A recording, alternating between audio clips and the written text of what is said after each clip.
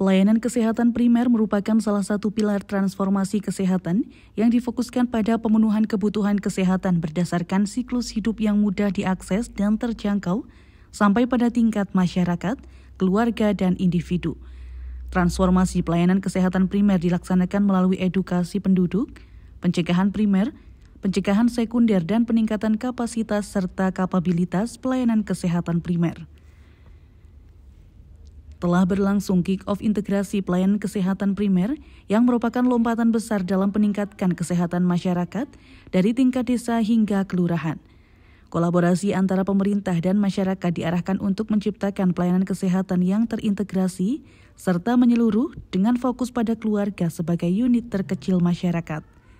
Bertempat di Ballroom Hotel Dafam pada Kamis 13 Juni kemarin. Wakil Bupati Wonosobo Muhammad Albar dalam sambutannya menyampaikan, pembangunan di bidang kesehatan merupakan sebuah sektor pembangunan esensial, sehingga perbaikan demi perbaikan terus dilakukan termasuk oleh Kementerian Kesehatan yang saat ini tengah melakukan transformasi sistem layanan kesehatan primer di setiap unit pelayanan kesehatan dasar, guna mendekatkan layanan kesehatan berkualitas kepada masyarakat melalui integrasi pelayanan kesehatan primer atau ILP, dan diharapkan dapat menjawab permasalahan yang dialami oleh masyarakat dalam mengakses layanan kesehatan primer. Tidak hanya puskesmas saja yang memiliki peran sebagai penanggung jawab masalah kesehatan di wilayah kerjanya, tetapi pemerintah desa atau kelurahan juga dapat mendukung dan membersamai pelaksanaan kebijakan ini, khususnya dalam pelaksanaannya, sehingga dengan komitmen bersama akan semakin kuat dengan aktifnya pemantauan wilayah setempat atau PWS di tingkat desa atau kelurahan oleh petugas kesehatan bersama kader.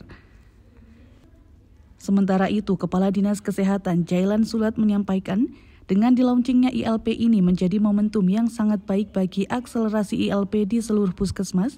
Mudah-mudahan Wonosobo dapat menerapkan ILP ini dengan baik di puskesmasnya masing-masing, menyusul Kabupaten Boyolali, Kendal, dan Kota Semarang yang sudah lebih dulu melaksanakan sistem tersebut.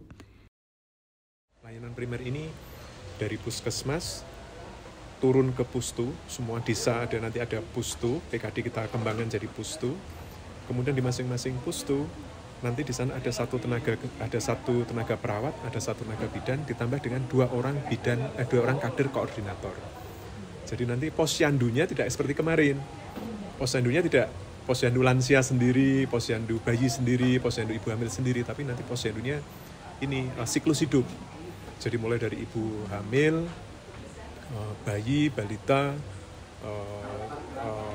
usia produktif, lanjut usia. Jadi integratif dalam satu kali pelaksanaan. Sehingga di sana nanti warga satu bisa mendapatkan layanan yang dekat, kemudian dia bisa melakukan ini screening. Mulai dari screening faktor risiko, berarti kalau dia faktor risiko berarti dia jadi dikenali secara dini, dilakukan penata laksanaan sehingga tidak jatuh sakit. Kalau misalkan sudah masuk ke fase berikutnya, paling tidak dia ketemu di stadium gejala ringan. Sementara itu, secara daring, Wakil Menteri Kesehatan Dante Saxono menyampaikan paparannya bahwa untuk mencapai sebuah pelayanan yang berkualitas, kehidupan yang produktif, hingga pembiayaan kesehatan yang lebih bagus, maka diterapkannya sistem integrasi layanan primer pada layanan kesehatan nasional. Sampai dengan April tahun 2024, terdapat 746 puskesmas dari target 4.072 puskesmas yang sudah menerapkan ILP, sedangkan dalam Provinsi Jawa Tengah dari 881 puskesmas, baru sekitar 352 puskesmas yang diharapkan dapat menerapkan ILP pada tahun 2024 ini.